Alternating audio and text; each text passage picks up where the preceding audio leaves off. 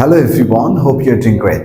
আজকের ক্লাসে আমরা শিখব সময় লাগে, অর্থাৎ কত সময় লাগে, কত টাইম লাগে, এই কথাগুলো আপনি কিভাবে বলবেন।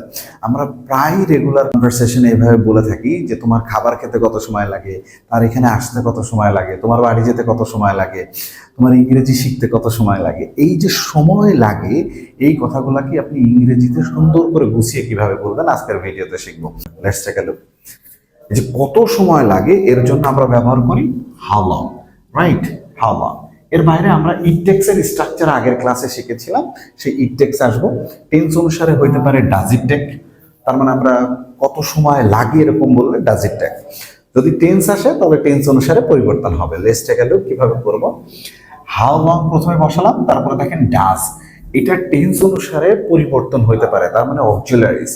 প্রেজেন্ট সিম্পল হলে ডু ডাস, পাস্ট হলে ডিড, ফিউচার হলে উইল, কন্টিনিউয়াস হলে অ্যামিজার, পাস্ট কন্টিনিউয়াস হলে ওয়াজার, উইল, প্রেজেন্ট পারফেক্ট হলে হ্যাভ হ্যাজ, এইরকম করে বসায় নিব। তারপরে টেন্স অনুসারে ইট টেক, এটা টেন্স অনুসারে টেকেন, টেকিং হইতে পারে। তারপরে যার সময় লাগে সেটা বসাইতে পারবো। তারপরে টু, ভার্বের প্রেজেন্ট ফর্ম, দেন অবজেক্ট। আমরা চাইলে আগের ক্লাসটা দেখে আসবো, সেখানে এটার পজিটিভ সেন্টেন্স দেওয়া ছিল। সো আপনি যদি আগের ক্লাসটা দেখেন তাহলে আরেকটু ক্লিয়ার হয়ে যাবে যে এই কথাটা কিভাবে বলতে হয়।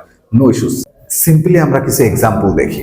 ঢাকা থেকে বাসে করে গ্রামে যেতে তোমার কতক্ষণ সময় লাগে? এই যে কতক্ষণ সময় লাগে, প্রেজেন্ট সিম্পল। তাহলে এখন খেয়াল করেন আমরা কি করছি, প্রথমে হাউ লং বসায় দিলাম। হাউ লং যেহেতু প্রেজেন্ট সিম্পল, তাহলে ডাজ ইট টেক, আর কোনো চেঞ্জ না, তাহলে টেক্স হচ্ছে না। How long does it take. এখন কার সময় লাগে? তোমার, অবজেক্ট। সো এখানে আমরা বসাই দিলাম you. How long does it take you, right? এখন কি করতে? যেতে, তাহলে টু গো। কোথায়? Village. To go to village from Dhaka, Dhaka থেকে, বাই বাস। একটু বড় হয়েছে, আমরা ছোট করে এটা করতে পারি। যেরকম আমরা যদি বলি তোমার গ্রামে যেতে কত সময় লাগে, তাহলে how long does it take you to go to village. How long does it take you to go to village. আমরা এইভাবেও কথাটাকে বলতে পারবো। আচ্ছা, যেভাবে আমি বলেছিলাম যে টেন্সের পরিবর্তন হলে হবে, যেরকম পরের এক্সাম্পলটা আমরা দেখি। একটি ভাষা শিখতে কত সময় লাগছে? কত সময় লাগছে? লাগছে কি? কন্টিনিউয়াস, যাচ্ছে, করছে, দেখছে, বলছে, এরকম হলে আমরা কন্টিনিউয়াস বুঝি। সো কন্টিনিউয়াসের ক্ষেত্রে আমরা কোশ্চেন করতে গেলে কি করি? সাবজেক্টের আগে এম ইজ আর যেটা থাকে সেটা বসাই। তাহলে চলেন দেখেন, ফার্স্ট আমরা বসালাম হাউ লং, তারপরে যেহেতু ইট আছে, ইটের আগে is. How long is it taking? Is it taking to learn a language? Is it taking to learn a language? Interestingly দেখেন, এই জায়গায় কার সময় লাগে এটা আমরা দিইনি। তো কোনো কারণে যদি আপনার এই অবজেক্ট না থাকে, অর্থাৎ সামওয়ান আর সামথিং না থাকে, তাহলে এটাকে বাদ দিয়ে দিব সিকোয়েন্সলি। No issues. কত সময় লাগে, রাইট? যেরকম আমি বললাম যে তোমার খাবার খেতে কত সময় লাগছে, আর তোমারটা বাদ দিয়ে দিলাম, দিয়ে বললাম খাবার খেতে কত সময় লাগছে। তাহলে আপনি বলবেন how long is it taking to eat meal? How long is it taking to eat meal? এভাবে আমরা বলতে পারবো। পরের এক্সাম্পল দেখেন, বাড়ি তৈরি করতে তার কত সময় লেগেছে? লেগেছে মানে কি? প্রেজেন্ট পারফেক্ট, মানে কাজ হয়ে গেছে, লেগেছে, দেখেছে, করেছে। এখন দেখেন এখানে আমরা সেম আবার অবজেক্টটা নিয়ে আসছি, তার। তাহলে এখানে আমরা বসাবো। যেরকম ফার্স্ট হাউ লং, প্রেজেন্ট পারফেক্টে কি করে? হ্যাভ হ্যাজ সামনে নিয়ে আসতে হয়। তাহলে যেহেতু it's third person singular, how long has it taken him? তাহলে how long has it taken him, তার লাগে টু বিল্ড আ হাউস। তাহলে তার বাড়ি তৈরি করতে কত সময় লাগে? তাহলে how long has it taken him to build a house. Same ভাবে পরেরটা দেখেন, আপনার রান্না করতে কত সময় লেগে ছিল? পাস্ট। ছিল মানে কি? আগে কত সময় লেগেছিল, অতীতে ছিল, দেখেছিল, করেছিল। তাহলে পাস্ট হলে আমরা কি করি? ডিড ব্যবহার করি। তাহলে how long did it take you to cook? How long did it take you to cook? তোমার রান্না করতে কত সময় লেগেছিল?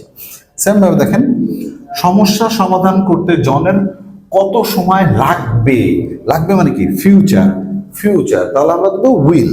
যেমন how long will it take John to solve the problem? তাহলে একসাথে আমরা এইভাবে বলতে পারি, how long will it take John to solve the problem? তাহলে আমরা র্যান্ডম কোন জায়গায় কত সময় লাগছে এটাকে জাস্ট হাউ লং বসায় টেন্স অনুসারে অক্সিলারি ভার্ব ব্যবহার করে যার লাগছে সেটা বসাইতে পারি। যদি এটা না থাকে বাদ দিতে পারি, ভার্বের যেই ফর্ম আছে টেন্স অনুসারে সেটা বসাবো, দিয়ে করতে পারবো। চলেন তাহলে দুই একটা আর একটু প্র্যাকটিস করি। যেরকম আমি বললাম, তোমার ইংরেজি শিখতে কত সময় লাগছে, কত সময় লাগছে, কন্টিনিউয়াস। তাহলে how long are you taking you to learn English. তার এখানে আসতে কত সময় লাগে, তার এখানে আসতে কত সময় লাগে, তাহলে তার লাগে। তাহলে how long does it take him, how long does it take him to come here. যে how long does it take him to come here. Same ভাবে আমি বললাম একটা বই পড়ে শেষ করতে তোমার কত সময় লাগে, তাহলে এখানে বলতে পারি how long does it take you to finish a book, how long does it take you to finish a book. Same ভাবে বললাম যে তার রান্না করতে কত সময় লেগেছিল, তাহলে দেখেন পাঁচটা বলে ফেলেছি।